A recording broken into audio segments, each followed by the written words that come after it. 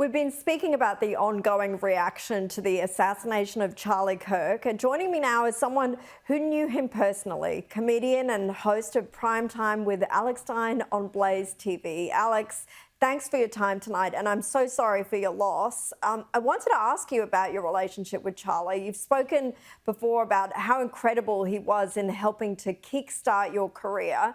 Tell us how you met and what sort of impact he had on your life. Well, Charlie was a true champion for free speech, and I was very lucky that Charlie kind of, he took a liking to my viral videos, and he gave me an opportunity to be a part of Turning Point USA. And, I'll be honest, during my time, I'm still with Turning Point. I had some, minor controversies, and very easily Charlie could have turned his back on me. And he did not. He stuck with me, and he gave me even more opportunities. So he was truly, truly a champion of free speech. And it's just such a tragedy for a person like Charlie to not be here anymore, because he was truly the leader of the conservative movement, especially, the youth and the, college age people. He was like their leader, and without that, there's a huge void that will not be able to be filled by one person, definitely not even close by me. I mean, I couldn't even hold a candle to Charlie Kirk, but it's just the world is significantly worse without him than it is with him. Take me back to where you were when you found out what happened. What was your reaction?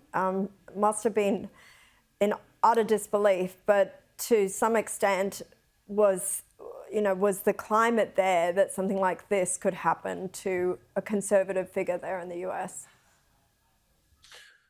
Well, to be honest, yeah. I mean, Charlie had, high level security at all of his events. He was, talked about it pretty openly. And I'll tell you this much, if Charlie knew that there was a possibility that he would get shot and die on campus, if he knew that that was going to be his outcome, I know that he would still have chosen to go on college campuses and defend free speech, because he cared about it that much. He truly, truly, was willing to die for what he believed in, unlike most people. And that's why he's a martyr, because he died for what he believes in. I mean, he is literally a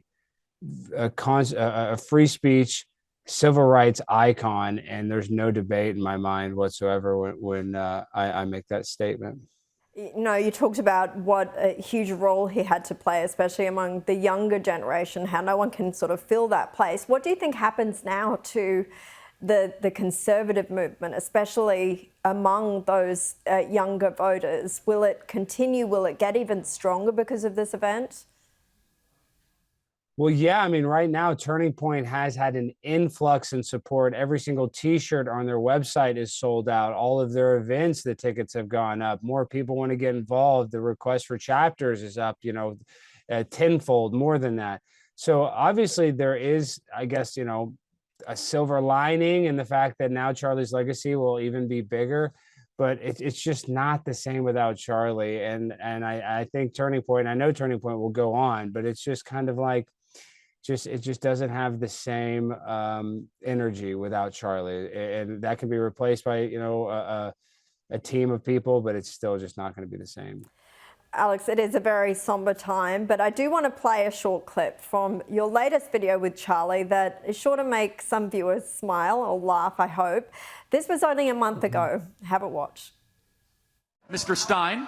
Well, Mr. Stein, that's my government name. My street name is Charlie Kirk, the world's greatest college debater. And I know you are a seasoned debater, but I am the best. And I must say, Charlie, you are talking about immigration. You're talking about deportations, mass deportations. But I must say that my housekeeper, Juanita, has raised me since I was a little boy. And she's as legal as hell. She's illegal, illegal, illegal. So I want to say that, Charlie, why would you want to kick out my housekeeper? Because we need to protect all big booty Latinas. If you're a 9, you are fine. You get to stay. If you're an 8, we can have an immigration debate. If you're a 6, you can kick bricks. But Charlie, let's protect my housekeeper. Why does Juanita have to go, Charlie? But you said she's legal, right? She's illegal, yes. Oh, illegal. Okay, illegal. Oh, yeah, she's very illegal. No papers. I'm sorry, they all got to go. No, but Charlie, I can't afford to pay a legal one. It's like 50 cents an hour for her. No, it's going to break your bank. Charlie, please, just let the lady stay. She's not... No amnesty, no deportations, no exceptions. They're all going home. Okay, well, I still won this debate. I love Charlie. We love it. We love you, Charlie. Keep God up the bless good you, work. Alex. Love You want a hat? Give me a hat. Charlie, you rule. Thanks, guys. Thank you, Alex. Alex, it's such a good reminder. While Charlie spent most of his time debating lefties, fighting for his values, he always seemed willing to laugh at himself, to laugh at the movement. And also, please give us an update on your housekeeper. Is she still with you? Well, I can't say because we're on the air, but let's just say I can't comment on that. But what I can comment on, Charlie, is that this is what made Charlie Kirk so special, is that he actually had the ability to laugh at himself, to be self-deprecating. When South Park made a whole entire episode about him, he loved that. He laughed about that because he was young. He understands the culture and how, if you get teased, if nobody teases you, then you're not relevant. So he understood that he put himself out there in the spotlight and that he was going to get some jokes. And I used to play a character called Charlie Kirk, where I was kind of like the, dollar store version of Charlie. And he thought that was hilarious. He would even respond to the clips. So Charlie had a great sense of humor. It wasn't all just doom and gloom, really not much doom and gloom at all, but I'm saying it wasn't all debate. He actually had a sense of humor and really loved to let it loose, I would say. I'm just kind of sad that the world didn't get to see more of the Charlie Kirk that was really laid back and joking around. Even though people did know him, that knew Charlie, knew that he liked to joke around, it's just he's not really known for his sense of humor when he probably should have been more. Yeah, I mean, it is great to see that clip, as I said, and to see so many other clips come to light. I mean, my social media feeds are just filled with Charlie Kirk clips that I'd never seen before, and sometimes surprising exchanges that he had with people. There might be a young gay conservative person who might not have expected him to be as accepting of them. And I think people are learning that he isn't maybe as black and white as some of the critics may want him to seem. Oh, no way. Charlie was all about respect and unity and peace and love and reaching across the aisle. He didn't care about your color, didn't care about your sexual orientation. He was the most inclusive guy. He was literally what the left tries to pretend to be. I mean, he actually wanted to engage in conversations that would be difficult, that people would not agree on, instead of being in an echo chamber. So, no, Charlie didn't have a racist bone in his body. And you see the people that are attacking Charlie Kirk and, people are going viral for it and losing their jobs. To be honest, Charlie would defend those people's rights to make fun of him and tease him. And that's the difference. They wouldn't do that for Charlie. And it shows you the type of integrity that he had. Yeah, so much irony there. And speaking of that, controversial UK punk rap duo Bob Vylan has come under fire again. This time after the band's frontman, Bobby Vylan, celebrated Kirk's death while performing on stage. I want to dedicate this next one to an absolute piece of a human being. The pronouns was, were.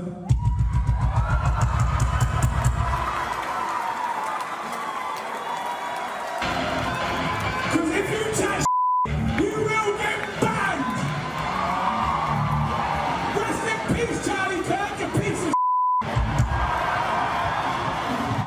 I mean, it's disgusting, Alex. You can see the grin on his face as he's making those appalling comments. This was the same guy who was chanting death to the IDF, who made that famous at Glastonbury. The band's upcoming concert has now been cancelled in response to the widespread backlash they've received. But Vylan has now uploaded a rather unconvincing video to X, claiming actually he wasn't celebrating Kirk's death. Yo, real quick. At no point during yesterday's show was Charlie Kirk's death celebrated. At no point whatsoever did we celebrate Charlie Kirk's death. I did call him a piece of shit, that much is true, but at no point was his death celebrated. If it was, go find me a quote, go find me something that proves that we were celebrating his death. You're not going to find it, because it didn't happen. We just found the quote, the grab, showing how you celebrated it and grinned on stage. But Alex, we all saw this, but this is what happens all the time on the hard left. They say these things and they try to cover it up. No, you're exactly right. But listen, Charlie has no idea who Bob Villain is, and Charlie could care less. And I don't really know, for that matter, who Bob Villain is. And like I said before, Charlie would defend that guy's right to say it. And you see that the Attorney General, Pam Bondi, is supposedly going to put in hate speech laws. Charlie Kirk was adamantly against all hate speech laws. He was a free speech absolutist. So once again, Bob Villain, the guy's an idiot. He's not talented. All he can do is get clicks by basically saying controversial stuff. I mean, that's what he is. He's a provocateur and not necessarily an artist. And so I know Charlie Kirk wouldn't have lost, a minute of sleep of his opinion. So, at the end of the day, Charlie also wouldn't want these guys to get canceled for, what they say online or, in public. He was a much bigger man than many of them. Alex Stein, thank you so much for your time. Thank you.